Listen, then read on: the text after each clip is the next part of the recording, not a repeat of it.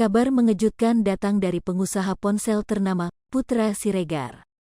Secara tiba-tiba, Putra Siregar digugat cerai sang istri, Septia Yetri Opani. Gugat cerai itu dilayangkan Septi di Pengadilan Agama Jakarta Timur, Kamis, tanggal 29 Desember tahun 2022. Datang bersama dua pengacaranya, Septi terlihat pilu. Sebelumnya, Septi sempat jadi sorotan karena mengunggah kata-kata perpisahan di laman Instagramnya. Usut punya usut, unggahan Septi itu adalah kode perceraian. Mendadak mengirimkan gugatan cerai, Septi enggan blak-blakan. Pengacara Septi, Bayu dan Tama pun mengungkap cerita kliennya terkait gugatan cerai terhadap Putra Siregar tersebut. Ternyata keputusan Septi untuk bercerai dari Putra Siregar sudah bulat.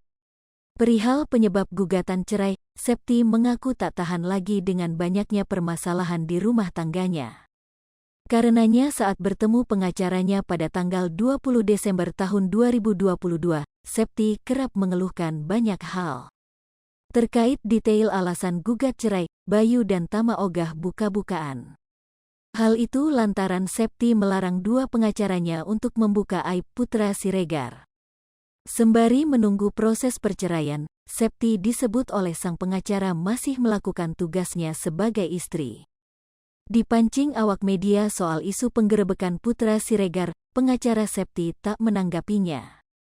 Namun semua bukti-bukti perceraian diakui Bayu dan Tama telah mereka kumpulkan. Gugatan cerai yang dilayangkan Septi dibenarkan oleh Pengadilan Agama Jakarta Timur. Dilansir tribunnewsbogor.com dari kompas.com, Septi menggugat cerai pada Kamis ini. Pihak Pengadilan Agama Jakarta Timur mengaku belum bisa mengungkapkan alasan di balik gugatan cerai tersebut. Sidang perdana perceraian antara Septia Yetri Opani dan Putra Siregar dijadwalkan akan digelar pada tanggal 5 Januari tahun 2023. Agenda persidangan pertama ini merupakan mediasi untuk mempertemukan kedua belah pihak.